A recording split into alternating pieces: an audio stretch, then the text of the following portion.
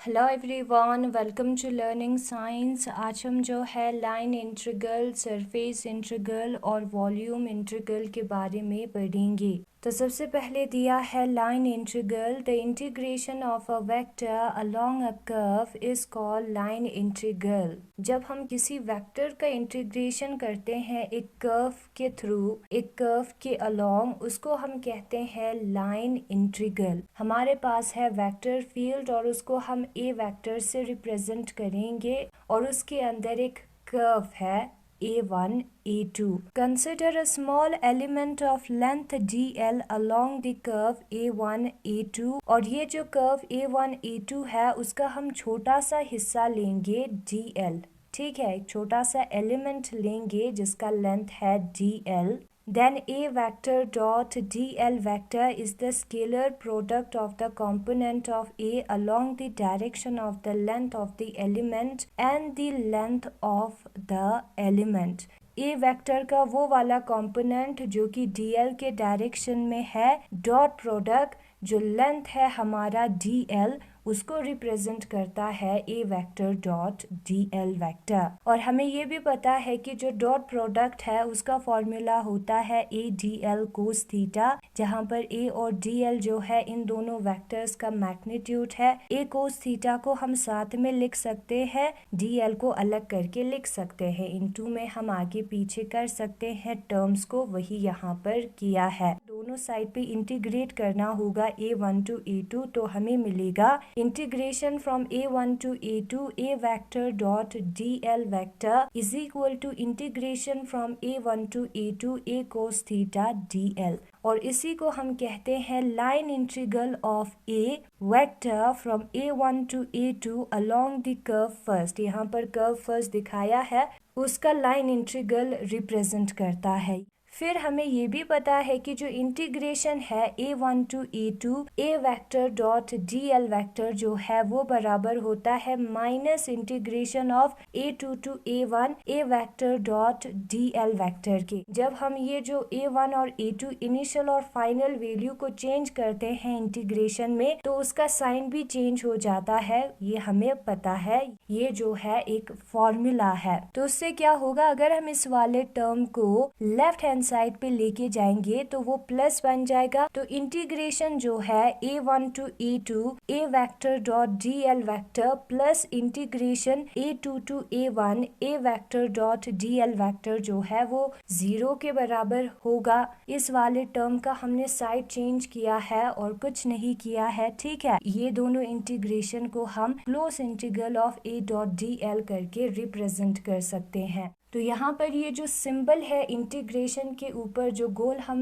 Use करते हैं उसका मतलब है integral along around a close curve. Integration करना एक क्लोज कर्व के अराउंड, एक ऐसा कर्व जो कि बंद है, ठीक है। Such a vector field whose line integral over a close path is 0 is called conservative field. और ऐसे वेक्टर फील्ड जिसका लाइन इंटीग्रल, यहाँ पर ये जो इंटीग्रेशन साइन है सिंगल इंटीग्रेशन साइन, वो लाइन इंटीग्रल को रिप्रेजेंट करता है एक क्लोज पाथ के अराउंड। ये जो सर्कल है वो क्लोज पाथ को रिप्रेजेंट करता है। अगर 0 हुआ उसका मतलब है कि वो फील्ड जो है वो कंजर्वेटिव फील्ड है। किसी भी वेक्टर का जब हम क्लोज इंटीग्रल करेंगे और उसका आंसर 0 आएगा, उसका मतलब है कि वो जो वेक्टर है वो एक कंजर्वेटिव फील्ड है। वो जो वेक्टर फील्ड है वो एक कंजर्वेटिव फील्ड है या लैमिनर वेक्टर फील्ड है। फिर उसके बाद यहाँ पर दिया है सरफेस इंटीग्रल। सरफेस इंटीग्रल किसे कहते हैं? Consider a surface edge in a vector field A. हम सपोज करते हैं एक वेक्टर फील्ड को जिसको हम रिप्रेजेंट करेंगे ए वेक्टर से, और हम सपोज करेंगे कि उस स्पेस में, उस वेक्टर फील्ड में एक सरफेस है जिसको हम रिप्रेजेंट करेंगे S से। Let ds be the area of a small element on this surface। और हम सपोज करेंगे कि उस सरफेस का, बड़े से सरफेस का छोटा सा हिस्सा है ds, छोटा सा एरिया है ds, जो कि यहाँ पर फिगर में दिखाया है। Let n unit vector be the unit vector showing the direction of area vector ds। Area जो है वो दो टाइप का होता है, एक होता है area which is our scalar quantity और दूसरा होता है एरिया वेक्टर जो कि हमारा वेक्टर क्वांटिटी है। उस एरिया का एक डायरेक्शन भी होगा, वो डायरेक्शन होगा perpendicular to that area, perpendicular to that surface. ठीक है, यहाँ पर हम एरिया वेक्टर के बारे में बात कर रहे हैं, ds वेक्टर के बारे में बात कर रहे हैं। उसका एक डायरेक्शन होगा, उस डायरेक्शन को हम यूनिट वेक्टर n केप से रिप्रेजेंट करते हैं। ठीक है, सपोज करना है कि उसका डायरेक्शन n वेक्टर है and theta is the angle between a and n vector, और थीटा जो है वो एंगल होगा a और n वेक्टर का। The flux of a vector through the element of area ds। Now अगर हम इस a वेक्टर का फ्लक्स निकाले एरिया ds के थ्रू, वो होगा dot product of a vector dot ds vector के। ds वेक्टर को हम ds n केप करके लिख सकते हैं, जहां पर ds जो है इस वेक्टर का मैग्नीट्यूड है और n केप जो है इसका डायरेक्शन है। मैग्नीट्यूड और डायरेक्शन को जब हम इनटू करेंगे तो हमें वेक्टर क्वांटिटी ही मिलेगा। The total flux through the whole surface s is, तो जो पूरा सरफेस है उसमें अगर हमें टोटल फ्लक्स निकालना है, ये जो है इस वाले पोर्शन का, इस वाले सरफेस का, इस वाले एरिया का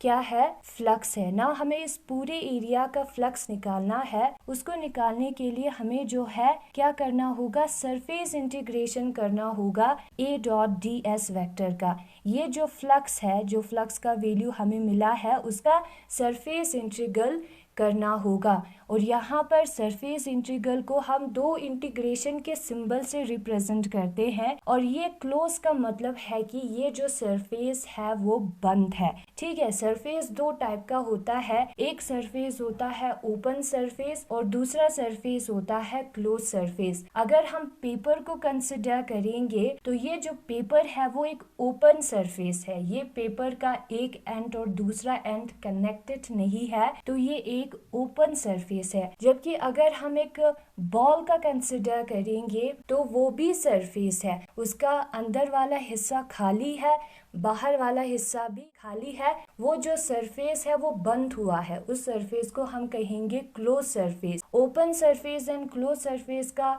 डिफरेंस क्या है, जब हम ओपन सरफेस को पेनिट्रेट करने की कोशिश करते हैं, ओपन सरफेस के आर पार जाने की कोशिश करते हैं, तो हमें जो है एक ही सरफेस को पार करना होता है। जबकि क्लोज सरफेस को जब हम पेनिट्रेट करने की कोशिश करते हैं तो हमें दो सरफेसेस को पार करना होता है। ओपन सरफेस का एंड्स जो है वो खुला हुआ होता है, क्लोज सरफेस का एंड्स जो है एक दूसरे से जुड़ा हुआ होता है। ठीक है, तो यहाँ पर हमें क्लोज सरफेस इंटीग्रेशन करना होगा इस फ्लक्स का, तभी हमें टोटल फ्लक्स मिलेगा। इसी टर्म को हम सरफेस इंटीग्रल कहते हैं a वेक्टर का थ्रू द होल सरफेस, पूरा सरफेस s के थ्रू। फिर उसके बाद ये जो a डॉट ds है, हमें पता है डॉट प्रोडक्ट है। डॉट प्रोडक्ट का फॉर्मूला हमें पता है e ds कोस थीटा के बराबर आएगा। फिर उसके बाद a कोस थीटा को हम साथ में लिखेंगे, ds को अलग से लिखेंगे। तो जो क्लोज सरफेस इंटीग्रल है a डॉट ds का, वो बराबर होगा close surface integral of a cos theta ds के। यहाँ पर सरफेस इंटीग्रेशन का एग्जाम्पल दिया है, कहाँ पर यूज होता है सरफेस इंटीग्रेशन उसका एग्जाम्पल दिया है। हम सपोज करते हैं कि हमारे पास एक फ्लूइड है, एक लिक्विड है या गैसेस है जो कि फ्लो कर रहा है वेलोसिटी v के साथ एक फिक्स्ड सरफेस के थ्रू, एक सरफेस के थ्रू, सपोज एक पाइप के थ्रू। देन जो सरफेस इंटीग्रल होगा v डॉट ds का, v फील्ड के बारे में हम बात कर रहे हैं। अलग अलग पॉइंट्स पे जो है वेलोसिटी अलग होगा, इसलिए ये फील्ड है v हमारा। तो v डॉट ds वेक्टर का सरफेस इंटीग्रल जो है वो कितना होगा, net amount of fluid passing normally through the whole surface. जो भी सरफेस को हम कंसिडर कर रहे हैं उससे नॉर्मली कितना अमाउंट ऑफ फ्लूइड पास हो रहा है, कितने एरोस पास हो रहा है, उसके बराबर होगा। That is the total fluid moving outward through the surface as, यानी कि उस सरफेस से कितना फ्लूइड बाहर निकला वो हमें मिलता है। या if E is the electric field intensity, हम सपोज करते हैं कि हमारे पास एक फील्ड है। कौन सा फील्ड है? इलेक्ट्रिक फील्ड है, और उसका इंटेंसिटी है, इलेक्ट्रिक फील्ड इंटेंसिटी है ई वेक्टर। तो अगर हम ई वेक्टर का सरफेस इंटीग्रल करेंगे तो ds से डॉट प्रोडक्ट करना होगा, ठीक है। तो हमें क्या देता है? वो हमें देता है total electric flux through surface s। उस सरफेस s से कितने इलेक्ट्रिक फील्ड के लाइंस पास हुए, उसी को हम इलेक्ट्रिक फ्लक्स कहते हैं। फिर उसके बाद आता है वॉल्यूम इंटीग्रल। अगर हम कंसिडर करें कि हमारे सरफेस ने वॉल्यूम v को क्लोज किया है, तो जो वॉल्यूम इंटीग्रल होगा उस केस में, उस वेक्टर फील्ड में, उसको हम कैसे रिप्रेजेंट करते हैं?